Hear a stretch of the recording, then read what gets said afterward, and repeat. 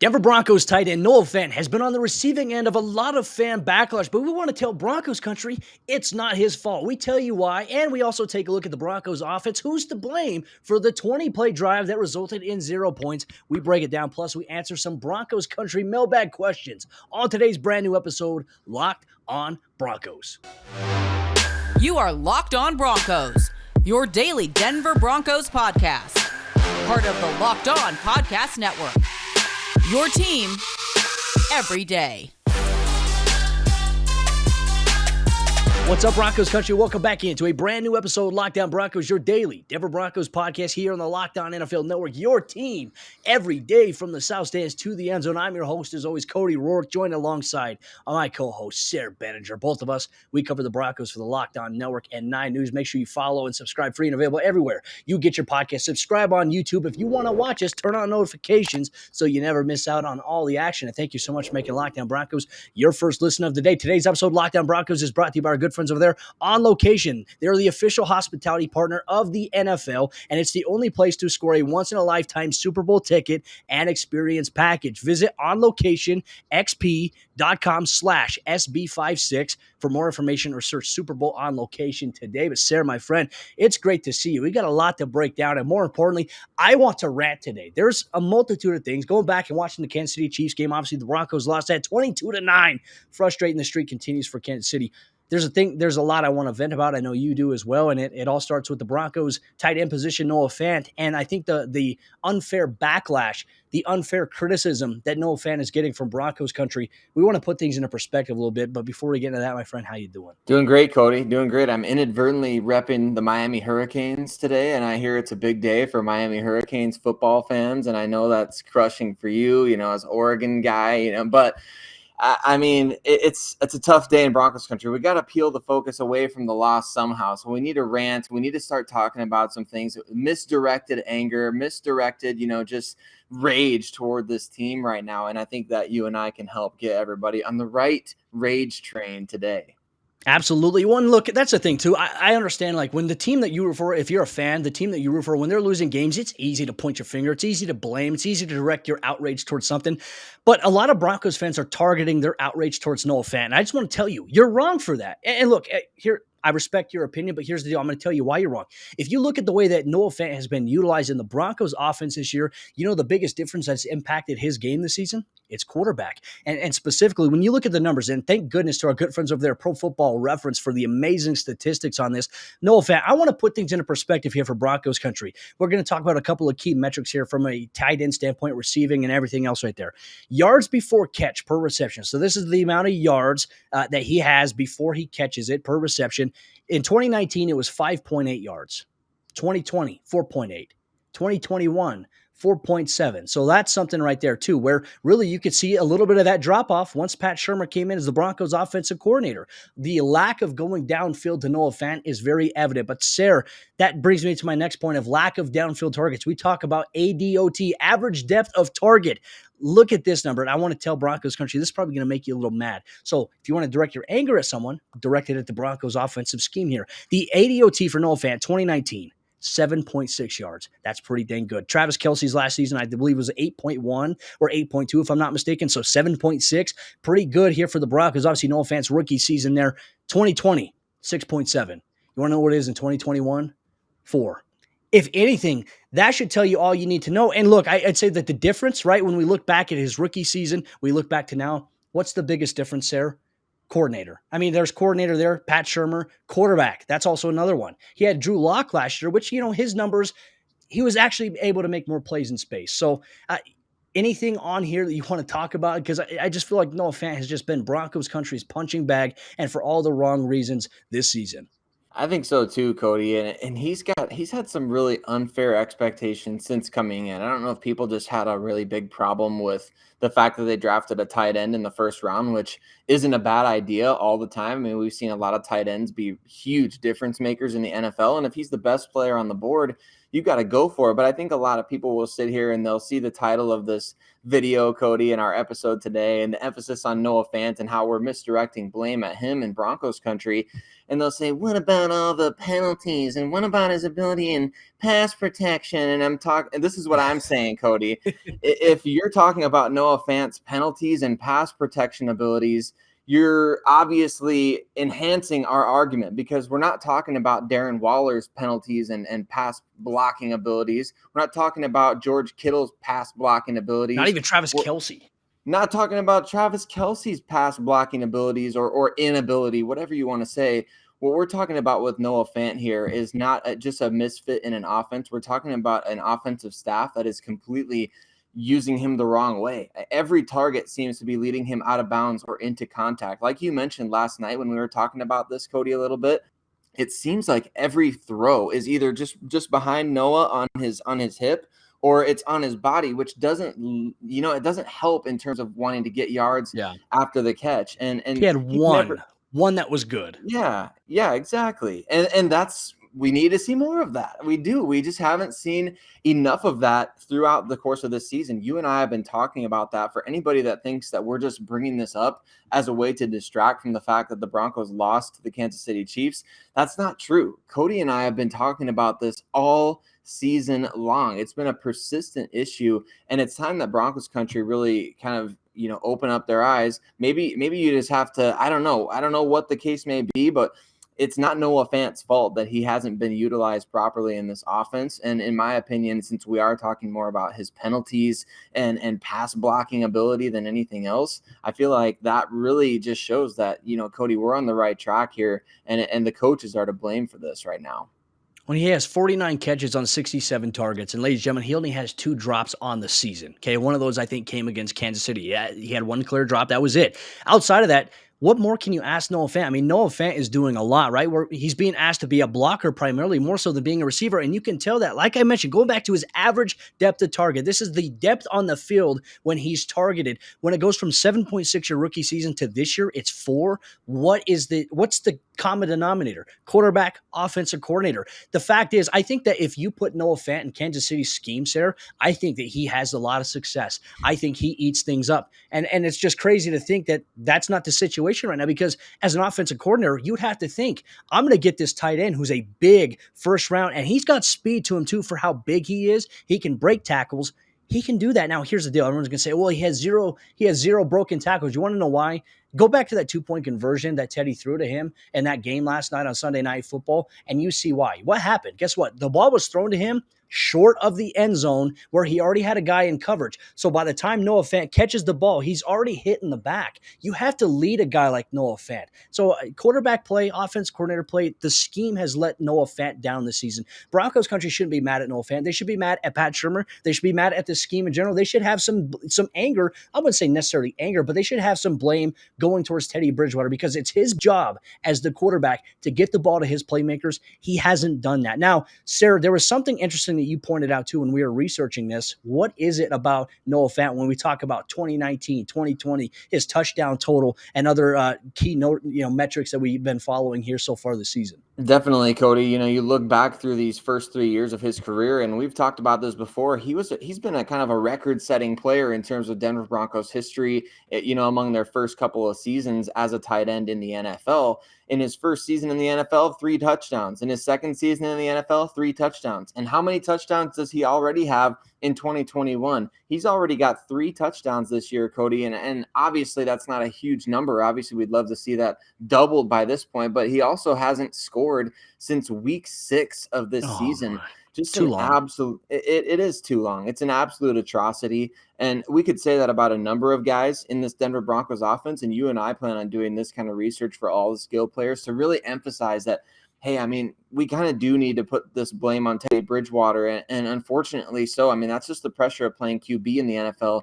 The stat that really sticks out to me, and it goes in accordance and along with the average depth of target that you're talking about, Cody, since his rookie season, Noah Fant's yards per catch in general average has dipped almost in half, 14.1 to just over 8. Or is it 14.8 and 8.1? It's insane. The metrics on this are crazy. You just don't have a guy who's 6'4", 250 pounds, who can run a 4.5 in the 40-yard dash, who's averaging 8 yards a catch.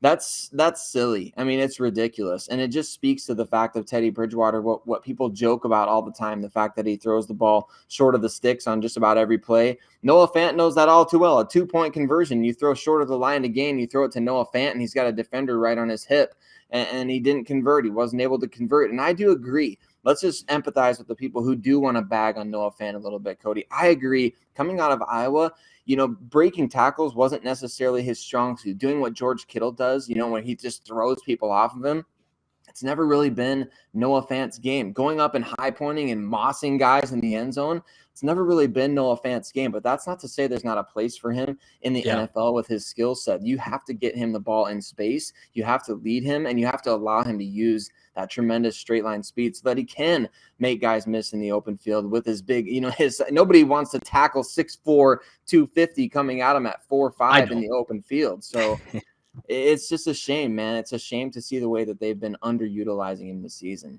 Very frustrating, too. And that poses a lot of different questions at Broncos Country Center. We're going to get some mailbag questions coming up here in just a moment. We're also going to get into, has Vic Fangio bought in a little bit more faith from general manager George Paton? We talk about that interesting dynamic coming up here in just a moment. But before we do that, let me tell you about Boost Mobile. And you listen to podcasts for the power of knowledge. You switch to Boost Mobile for the power of saving money. Because with Boost, you get the power of a free 5G phone so you can listen to all the latest episodes. The power of 3 unlimited data lines for $30 a month per line so your family can harness all that brain power too, and the power of one of America's largest 5G networks so you can do it at the speed of 5G. With all that money that you'll save and all that knowledge that you'll gain, just how powerful will you become? Switch to Boost Mobile and find out. Get a free Samsung Galaxy A32 5G when you switch to one of America's largest 5G networks. More power to save. Boost Mobile. Free phone limited to new customers and 1 per line. Additional restrictions apply. Offers coverage not available everywhere or for all phones or networks. See boostmobile.com for details. And our good friends over there at On Location. And guys, is it too early to talk about how you can escape the cold, dead winter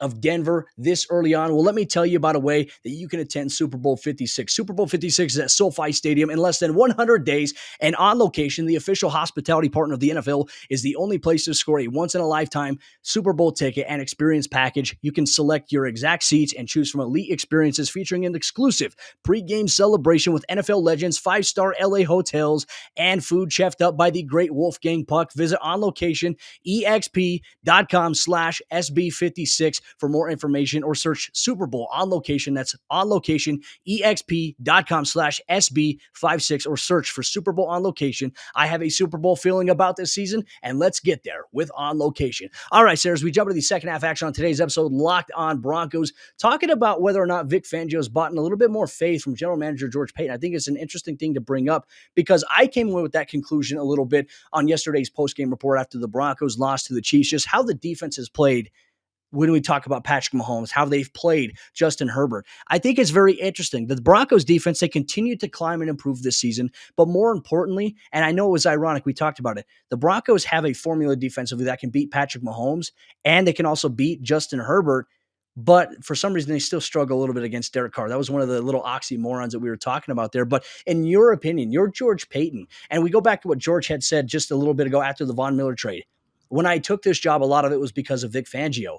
Now, seeing how the defense has been playing for the Broncos, obviously the additions George Paton made to make the defense really good, going out and getting Vic Fangio inside linebackers like Baron Brown and Kenny Young, that tells me a little bit that George Paton, I still think that he might go with Vic after this season. I do think we're going to see wholesale changes to the staff in terms of special teams and offensive coordinator, maybe a couple of position coaches, but man, part of me expects Vic to be back. It's really, really interesting, isn't it, Cody? And it's certainly not what everyone in Broncos country wants to hear right now. I think everybody really just wants those wholesale changes across the board, like you mentioned. But man, I can't help but think of what we talked about in the post-game episode. If there's a quarterback in place in Denver, how much does that really change it changes everything. And if Vic Fangio is still your head coach with Aaron Rodgers at quarterback, for example, let's just throw that out there, I think Vic Fangio is going to look like a really darn good head coach, Cody. I just do, because the quarterback makes that big of a difference. And I do think it would make even a big difference too to swap out the offensive coordinator. People forget this too, Cody, and I'm going to say this really close into the microphone right now. Vic Fangio is still under contract next season. I don't know if people realize that, but you would have to get out of his contract. You would still have to pay him next year to be the defensive coordinator for someone else. And wouldn't it be a shame, Cody, if he ended up somehow in the AFC West again, or on a different team that we play against all the time? I mean, that would be terrible. It would be horrible. We would hate that, because Vic Fangio knows how to call a great defense. There's no doubt about it. Like you mentioned, I think this kind of sample has grown large enough at this point that we can definitively, Fangio knows how to scheme against Justin Herbert. He knows how to scheme against Patrick Mahomes. He knows how to scheme against the best of the best. He's great against young quarterbacks.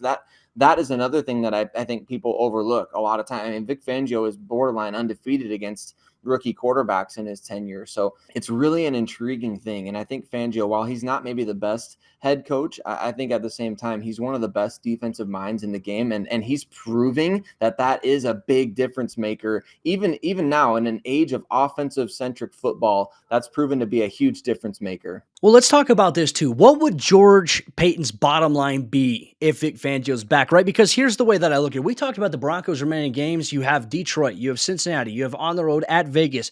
Those are 3 winnable games where the Broncos, all of a sudden, Sayre, if they take care of business, they win these 3 games, the next 3 games, they have 9 wins. That's more than I think what exceeded my expectations for this football team, at least coming into the season, all things considered. That's a huge step, right? Growth, progress, right? Because here's the deal. You're not going to turn things around from being a 5-11 football team all of a sudden to being, a 15-1 or 15-2 team the next season. It's very unrealistic. Now, yes, Vic Fangio has his issues as a head coach, I think, when it comes to game management. Absolutely. Now, I'm seeing a lot of people bag on Vic Fangio for his challenge against the Kansas City Chiefs on Sunday. That was a great challenge. Look, I know he hasn't been successful normally, and he's thrown some really bad challenge flags, but here's the deal. That was a great challenge by him, and unfortunately, the NFL dropped the ball. Travis Kelce fumbled the ball after making a football move. Unfortunately, they didn't turn it around. That could have changed the whole entire outlook of the game for the Broncos, could have given the offense much needed momentum, and who knows what would happen from there. But going back to my question, Sayre, what would George Paton's bottom line be for you? If you're George Paton, if you're saying, okay, look, we're going to get a quarterback. Let's say that's the thing. Let's say the Broncos get a quarterback. What is your bottom line if you're George Paton when it comes to Vic? I think definitely you have to set some parameters of saying, look, you're not going to make every single decision about what coaches are around you on the staff.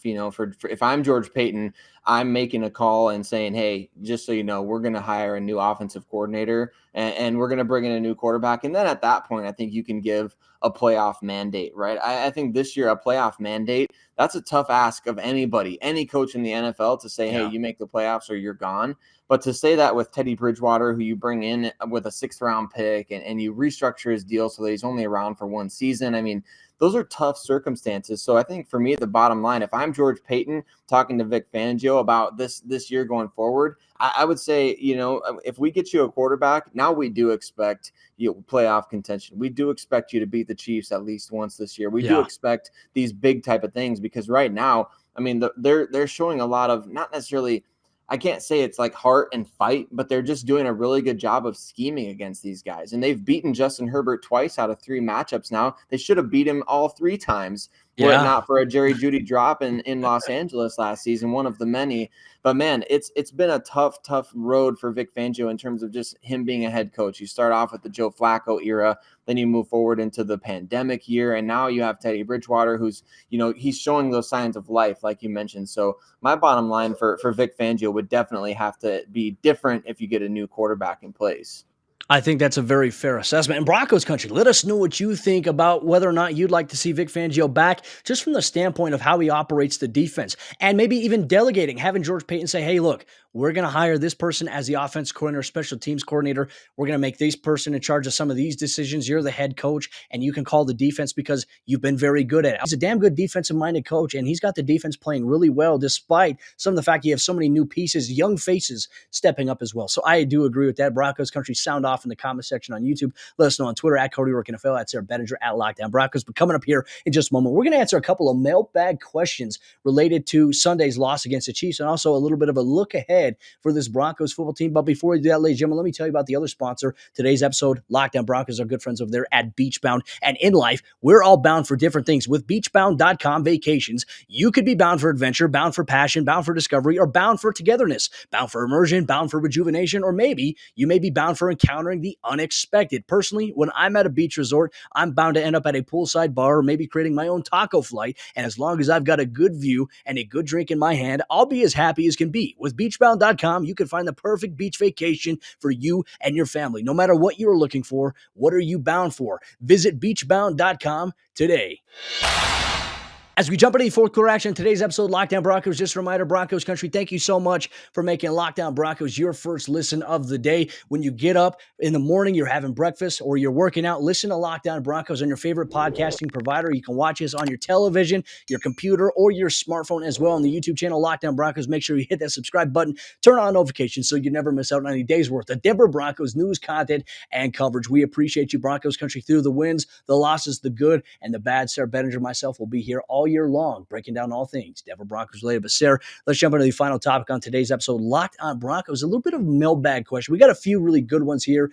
Obviously, we tailor a couple segments to some of the mailbag questions. But in your opinion, what is a question that we received that stood out to you that you want to spend some time answering? Yeah, absolutely, Cody. I love. Thank you for everyone who participated in this. We got a really great question about the 20 play drive in the first half, which I mean that is, that was a fun drive to watch up until the at Uganda's Joy on Twitter. Jolene, thank you for engaging. Always really appreciate you submitting a question, and it's a great one. Who's really to blame for the end of that drive? And it's funny to talk about because that was one of the most impressive drives of the season. I mean, the Chiefs pinned the Broncos back on the 3-yard line, and then the Broncos drive for 11 minutes, 20 plays, multiple fourth down conversions, which we could go back and look at the preseason again, Cody, and talk about all those everyone said, including us. Hey, Vic Fangio is never going to do that in a regular season game. And then he pulls it off against the Kansas City Chiefs in a huge, massive regular season game. Just awesome stuff all throughout that drive. The running game working great. Players making plays all over the place. So to me, Cody, the train really fell off the rails on this big-time drive, an impressive drive when Pat Shurmur, the number one person I feel to blame for this thing going poorly, he calls a pass on 3rd and 2. And I think that's okay if you pick up the 3rd and 2 in the pass and nobody's thinking about it. You got to execute the play. I get that. But you call a pass on 3rd and 2 only to call a run on 4th and 2 when the run on 4th and 2 was really telegraphed. I think everybody knew that was coming. Everybody knew it was going to Javonte Williams on that play. And the Chiefs obviously weren't surprised by that call by any means. And so you end a drive like that with 0 points. I don't hate the fact that they didn't take the points there, Cody, because if it was me and I had just converted 2 prior 4th down plays on the same drive, I would have gone for the 7 points as well, as opposed to taking the 3, especially against Kansas City. We know that Vic Fangio, he talks about that. You got to score touchdowns. You can't take field goals. Well, in this game, ironically, field goals probably would have helped out quite a bit. But yeah, I agree with the sentiment in general. So I think number one to blame is Pat Shurmur. Number 2, Teddy Bridgewater. I feel like if you're the quarterback of the team, you've got the times to check out of a play, to get, see the look that the defense is giving you, check out of a play. But number 3, I think Vic Fangio does deserve a little bit of blame, Cody, as you pointed out. He kind of rushed that decision there on 4th down. The last one could have taken a timeout, could have just gathered thoughts, really drawn up a great play and thought about things, but instead they kind of rushed it. And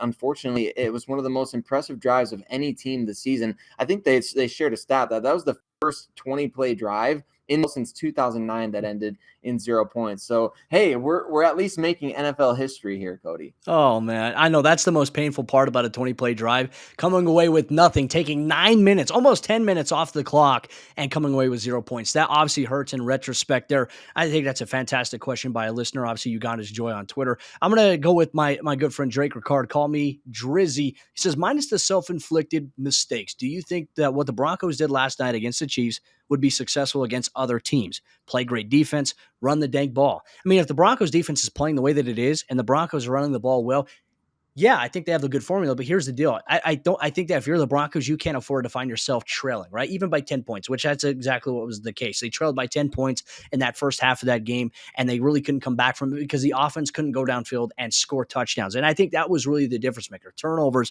on the offensive side of the ball, those self-inflicted wounds that you have, miscommunications on the offensive line, some things that still need to be ironed out. Obviously, this was Bobby Massey's first game back since he had his knee injury against the Dallas Cowboys. But outside of that, I think that, yeah, the Broncos have an established, I think, formula, blueprint to be able to utilize to be successful, to beat teams like the Detroit Lions, to beat the Bengals, who that's going to be a tough matchup, to go on the road and beat the Las Vegas Raiders. And then you still have a chance to beat the Los Angeles Chargers because you know how to play them really well. It's really going to be predicated off the offensive side of the ball. And then that final regular season game against the Kansas City Chiefs, who knows? They may rest starters for that game. It depends on where they're at. But right now they have, sole possession of the AFC West. There was one final thing I wanted to address here, and it comes in from newtype_JK47. Will the Broncos be looking at a pass rusher during the draft or free agency? Jonathan Cooper, Weatherly and company have done a good job, but it looks like Chubb will need a dynamic partner. Additionally, it really looks like we need a playmaker who will finish sacks on mobile quarterbacks like Mahomes. I don't necessarily have an answer for this question, but I did want to point out, Sayre, there's a lot of Broncos fans mad at Bradley Chubb, and because he didn't have a sack against Patrick Mahomes and the Chiefs. I want you to go back and watch that game, Broncos country. I just want to watch some of the reps. There was a couple of times, look, Bradley Chubb, this is his second game back from an ankle injury. He essentially has not played football all season long, minus, I would say, he played 2 total snaps against the Jaguars. He played 30 snaps against, the team last week. And then this week, he wrapped it up a little bit more, but this is a guy who is not completely in football shape altogether because it's a grind. I do want to mention, stop watching the stat box in terms of at the end of a game to talk about a player's performance, because when I saw Bradley Chubb on that tackle for loss where he shucked inside Travis Kelce, quickly tackled Clyde Edwards-Helaire in the backfield, he was a freak of nature last night from a physical and athletic standpoint. Yeah, you know what? He got pancaked on one play. Oh, well, it happens to everybody. Von Miller's gotten pancaked. Aaron Donald's gotten pancaked before by people. But one thing that stood out to me is Bradley Chubb, his motor was going all night, sir. He was trying to get to the quarterback. He was an impact player. It may not show up in the stat sheet, but once again, I think that when you just look at stats and you don't go back and you watch the full context of the game, you got to look at impact, not stat box. And I think that his impact was significant for the Broncos last night. It's hard to do, hard to get pressure on Patrick Mahomes against, that max protection when you're only sending 4. So I thought the Broncos did the best that they could with what they had. Bradley Chubb could play better. Absolutely. But the thing is, let's not look for reasons to be mad. Let's not look for reasons to be outraged at somebody, ladies and gentlemen. If anything, let's talk about it here in the comment section on YouTube. But Sayre, my friend, hey, it was great seeing you. Great talking Broncos football here once again on your favorite audio podcasting platform. Make sure you subscribe. It's free and available everywhere. Take us on the go with you in audio format, or if you want to watch us on your TV, your smartphone, or your computer, Lockdown Broncos on YouTube. Hit that subscribe button. Turn on notifications so you never miss out on all the action. Sayre, Bedinger, myself, we're going to be back tomorrow with a brand new episode, Lockdown Broncos. We're going to recap a little bit from Vic Fangio's media session on Monday, some storylines, and much more.